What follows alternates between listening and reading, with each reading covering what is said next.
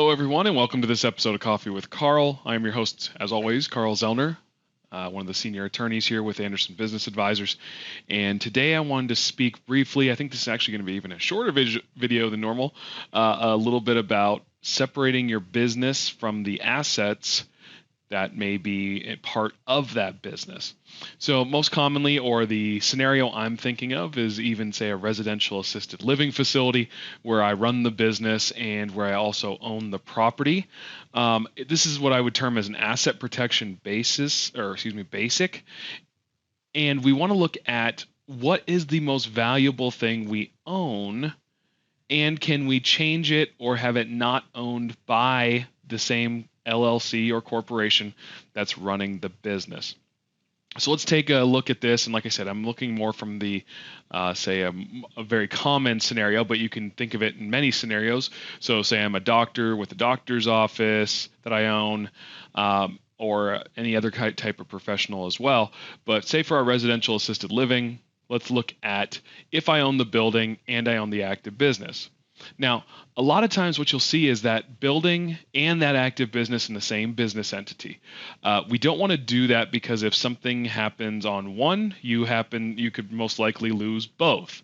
Meaning, say if there's some liability causing issue on one of your residential assisted living properties, potentially that person that gets injured or that plaintiff or that plaintiff's attorney can go after both of those assets. So what we want to do is we want to say put the valuable real estate in its own LLC, have that LLC owned by a Wyoming LLC, so you can extend that type of protection wherever you may be, and also the anonymity on who actually owns the property. And then I want to run my active business out of my corporation or LLC taxed like a corporation due to the taxation of the income. Now, how do I get those two to interact? Well, I would use it or treat it like somebody else owns the property if I'm running the business, and I would lease that property from my LLC that holds title to the property.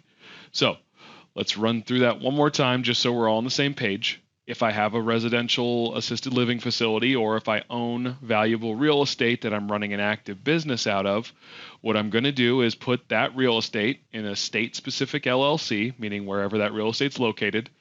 That LLC is going to be owned by our Wyoming LLC, or we also term it as a holding company, so just like we would a rental property.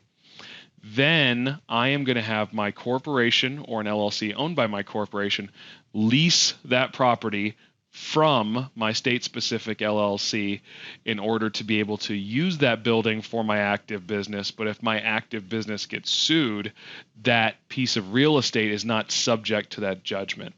So just a real basic strategy here, but something worth mentioning because I have and do continue to see a bunch of clients coming through who may own the real estate and also be running an active business out of their real estate. And you have the ability to separate it, and you should, so that way that you separate those two businesses, meaning your real estate business as well, and then your active business, into two separate portions. So until next time, this is a short episode of Coffee with Carl. Thanks for joining me, and we'll catch you on the next episode. As always, please take advantage of all of our free content, including Tax Tuesday, and please keep watching all the videos from Toby and Clint and Michael. They're great. Thanks.